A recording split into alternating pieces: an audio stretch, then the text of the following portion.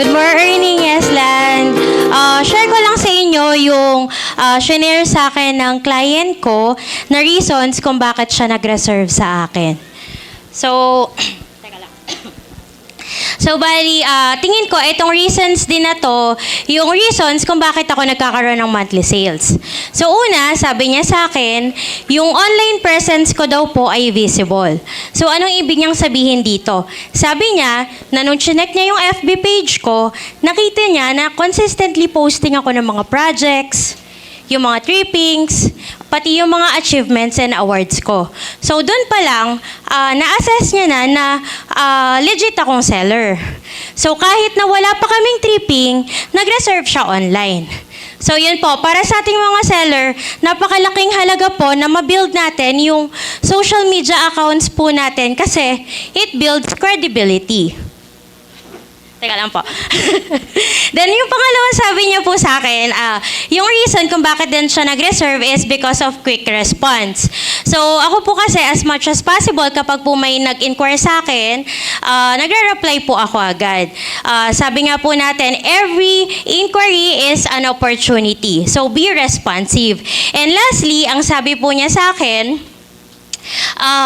I explained the project clearly and complete in detail. So, hindi na daw po niya kinakailangan magtanong kasi nai-explain ko na po lahat.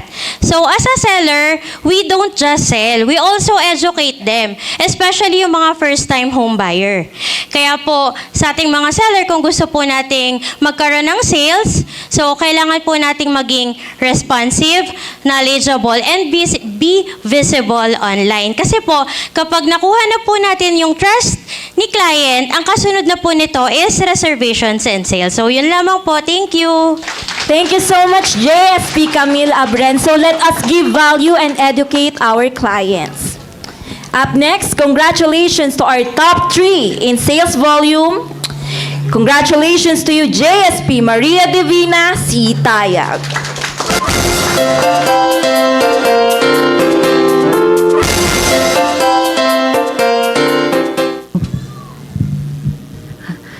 Good morning, Yesland family.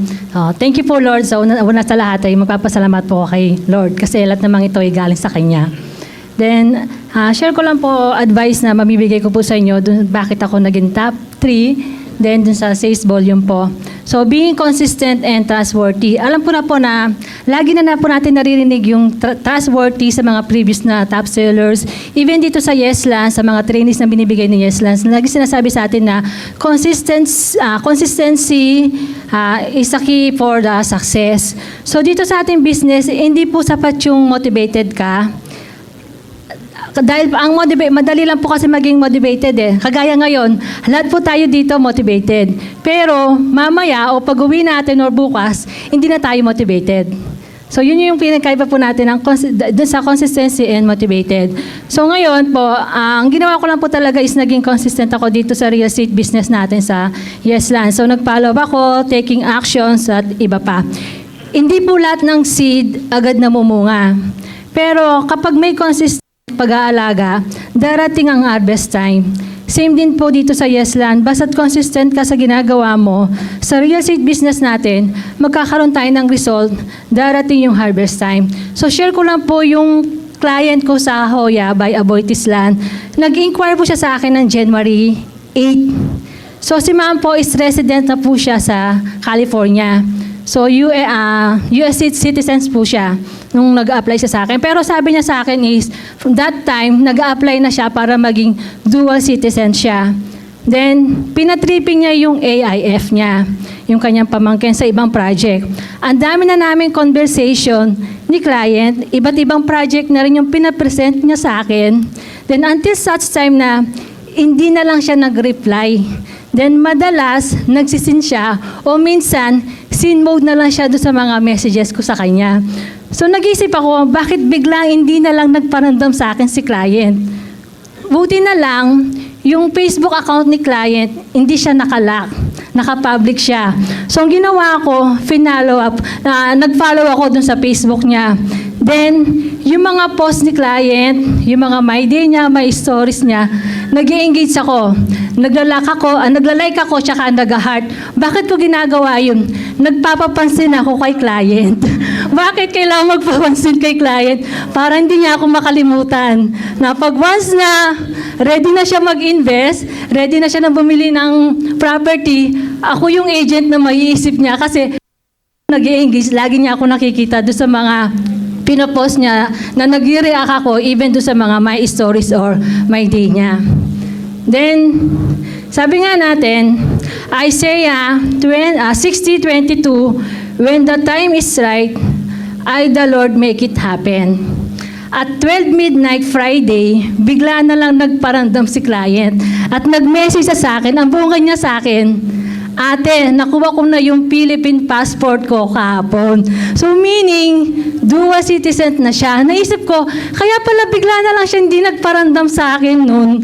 Kasi inaayos pa niya yung pagiging dual citizen niya or maybe hindi pa rin siya ready mag-invest ng property.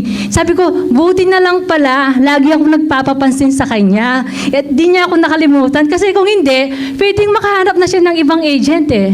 Pwedeng makahanap na siya ng ibang mag-a-assist sa kanya.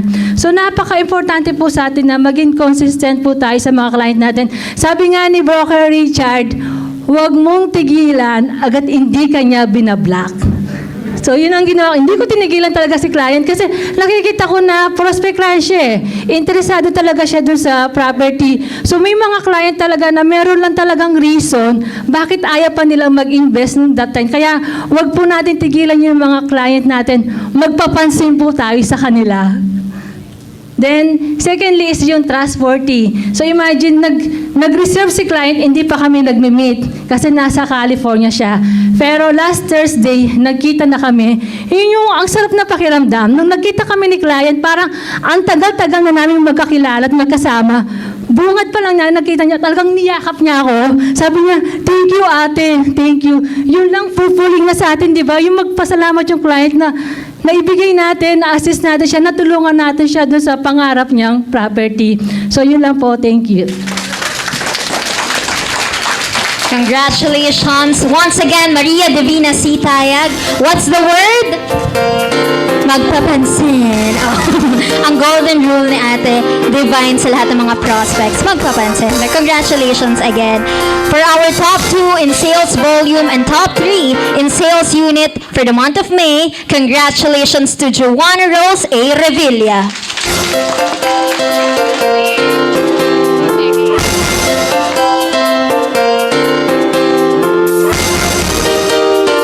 Good morning, Yaslan family. I'm Jory Villa po, under Team Jerusalem. So, ang ganda ng message or talk ni Broker Arman kanina, para niya akong kinakausap ng one-on-one. Ganon din kasi yung mga na-experience na namin lately. So, ramdam nyo rin po ba na parang iba si 2026 pagpasok? Kasi kami, ramdam namin siya for the first quarter. And hindi siya ganun ka-okay, pero okay lang because life must go on, di ba? So kami, naalala ko, nag-uusap kami ni Broker Anjo. Parang napag-usapan namin about sa family namin, yung mga pinagdadaanan namin. This year, sabi namin, grabe yung pasabog ng 2026 sa amin. Parang lagi naming sinasabi nung first quarter na sana next month okay na. Sana next month hindi na ganito yung feeling. Pero minsan, hindi pala ganun kabilis yung sagot sa mga pinagdadaanan natin. Pero one thing na natutunan namin, kapag hindi na natin kontrolado ang sitwasyon, ang pinakamagandang gawin ay magtiwala kay Lord and isurrender to sa Kanya. Mag-pray, magpakatatag, at ibigay natin yung best natin, kung ano yung best natin na alam nating makakatulong sa atin. And alam nyo po, ganun din sa buhay at sa sales. Hindi laging may benta, hindi rin laging wala. May mga araw na panalo tayo at may mga araw na tinetest tayo, pero ang mahalaga, hindi tayo tumitigil. Kaya isa sa mga sobrang nagustuhan ko talaga dito sa Yesland, yung culture na kahit pagod tayo, kahit hindi bumebenta, hindi tayo tumitigil. Ang dami po ditong salesperson, brokers, SDSM, hindi naman po sila nakakabenta lagi, pero lagi silang uma-attend sa mga training, sa mga sizzling, and doon pa lang nakaka-proud na yon para sa sarili nila. Kasi hindi po lahat kayang gawin yon. And malaking difference yon. Kasi ang pahinga, bahagi yun ng journey. Pero ang pagsuko, katapusan yun ng journey. So kami po ni Mike, nag-decide kami talagang magpahinga ng 2 months. Talagang hindi kami halos nag-ads. Hindi po dahil ayaw na naming magbenta, kundi alam namin kailangan namin yun. As in, kailangan namin yun. Kasi mag-almost 3 years na po ako dito kay Yesland. And yung 2 years ko, yung first 2 years ko sa kanya noong 2023 and 2024 hanggang 2025, alam kong ibinuhos ko yun ng buong buo kay Yesland sa real estate. Talagang hindi po kami na mahinga. Lahat po ng mga events sa buhay namin, kahit Pasko yan, New Year, birthday gatherings, hindi po namin yan pinuntahan talaga. Talagang nag-limit kami sa family namin. Hindi dahil ayaw ko silang puntahan, kundi nung time na yun, ayokong masayang yung isang araw ko. Ganun nang nangyari sa amin noon, na talagang hindi na ako nakakapunta. Usually po, nauwi ako lagi sa family ko. Hindi ko siya nagawa kasi nanghihinayang ako sa oras, sa araw, na baka may biglang client na magpa-tripping. Sayang, sobrang sayang. And ngayon, na 2026, na-realize namin ni Mike na hindi totally bumitaw. Ano bang tamang words doon? Hindi, parang basta kailangan namin magpahinga this 2026. Kumbaga, slow, pero yun pa rin yung ginagawa namin. Consistent pa rin kami. Alam pa rin namin yung goal namin. Malinaw pa rin sa amin yung why namin. And honestly, isa yun sa pinakang magandang desisyon na ginawa namin this year. Yung ginawa namin ay magpahinga, mas marami kaming oras na nailaan sa family namin. Yung bakasyon namin, hindi yun kaming dalawa lang. Yun yung kasama namin yung mga kapatid namin, yung family namin. Mas marami kaming oras kay Lord kasi talagang hindi na ako actually servant po ako before, bago pumasok sa Yesland, pero hindi ko na siya nagawa dahil nga parang mas pinili kong magbenta ng magbenta, and sobrang worth it naman po yun dahil kahit papano this year nag-harvest naman na po kami doon. Pero syempre dahil harvest season po namin, mas na-motivate po kaming magsipag kasi alam natin na yung mga hina-harvest natin, kailangan po natin yung palitan. So, gusto ko rin pong magpasalamat talaga kay Lord dahil kahit nagpahinga kami, hindi niya kami hinayaang ma-zero. Yun talaga, hindi niya kami hinayaang ma-zero. Actually, sobrang thankful ko na nagiging top seller pa rin po ako.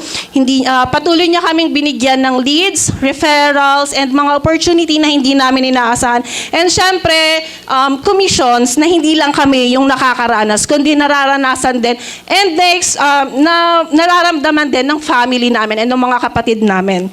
And para sa mga bago po dito sa Yesland, gusto kong sabihin sa inyo na tuloy lang. Kapag mahirap, tuloy lang. Kapag mabagal, tuloy lang. Kapag pagod, magpahinga, pero bumalik. Trust the process, trust God's timing, kasi balang araw, yung mga pinagpipray nyo, kayo na po yung magte-testify dito sa harap. Yun po yung mga tinupad na ni Lord. Lahat ng mga prayers ninyo.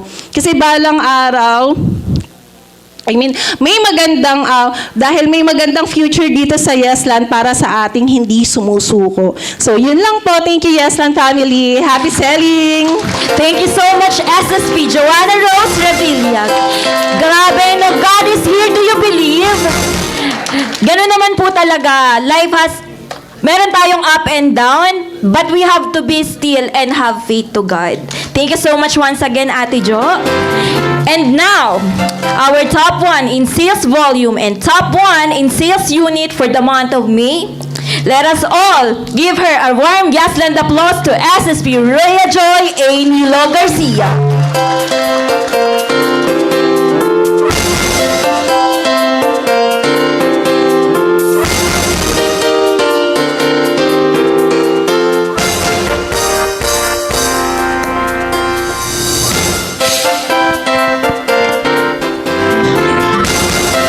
Hello Hello po, Yesland family. So napakaganda ng talks ni Broker Arman kanina, tagos na tagos. Lalo sa aming mga top sellers na parang nasa taas na kami. Siyempre pag bumagsak yun, parang hirap na din. No? So ayun. So may share lang ako. So for the past month, i-share ko ngayon sa inyo that I would like to share 3 things that have greatly impact our lives. Sorry, medyo paos. Napakanta po. Charot. Blessings, sharing, and faith in God. First, let's talk about blessings. Last April, my husband and I, nalaman namin that I'm pregnant sa aming second child. But also, on the same month, we experienced a heartbreaking moment when we lost our second baby.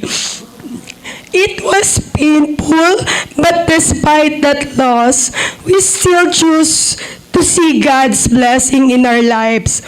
We believe that God's plans are always greater than our understanding. In our real estate journey, God has continuously blessed us. For the past 2 years, we have been receiving commissions consistently every 50th and 30th of cut-off. Because of these blessings, we were able to invest in gold, invest our finances, and even had the opportunity to fully pay off the remaining balance of our car. However, instead of spending everything, we decided to reinvest in our real estate business because we believe growth comes from wise stewardship of God's blessings. Second is sharing. We are grateful that my husband's knowledge and experience have helped many people around us. Si Kuya Ian, Ate Bibi, and Ate Tina. What brings us joy is seeing them achieve results and improve their lives. Success becomes more meaningful when it's shared with others. Kaya naman kahit may napagdaanan kami nung April, pag may nagpapatraining sa asawa ko, training kami Zoom, training kami, punta kami sa bahay nila Kuya Rod, kasi we want to share our blessings also. Lastly, faith in God. Everything we have achieved in real estate is not because of our own strength alone. It is through God's guidance, favor, and faithfulness. There were changes, rejections, and difficult seasons, but we keep trusting Him. Our success today is a reminder that when we put God first, work hard, and remain faithful, He can open doors we never imagined impossible. Always remember, your current situation does not determine your future. With faith in God, a grateful heart, and a willingness to help others, great things can happen. Thank you and God bless all. Transforming